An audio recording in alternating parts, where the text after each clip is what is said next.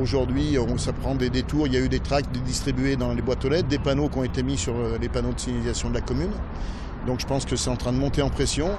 Tension à Saint-Genis-les-Olières. La préfecture envisage d'installer sur la commune 160 Roms sur un terrain appartenant à l'État. La scolarisation des enfants s'effectuerait sur le site et l'hébergement se ferait dans des bungalows containers comme ceux qui avaient été utilisés à Oulin. Le maire de Saint-Genis exprime ses réserves concernant le choix de ce site. Il est dangereux. Il y a beaucoup de plaques d'amiante qui ont été détruites, qui sont éparpillées un peu de partout. Il y a des fossés, il y a des galeries souterraines, donc dangereux pour la présence de 95 enfants. La préfecture souligne la nécessité d'en finir avec les bidonvilles comme celui de Saint-Priest, victime d'un incendie cet été.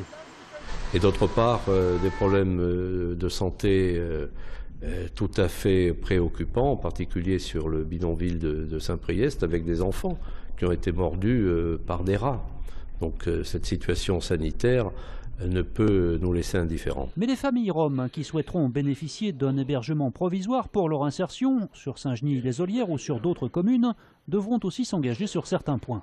Nous demandons à ces familles d'accepter de ne pas gagner leur vie de manière illicite, par la mendicité ou par exemple le ferraillage. Nous leur demandons de s'inscrire pour les parents dans un dispositif de formation et nous demandons à ce que les enfants puissent suivre une scolarité normale. Le dispositif d'hébergement et d'accompagnement est prévu sur 3 ans.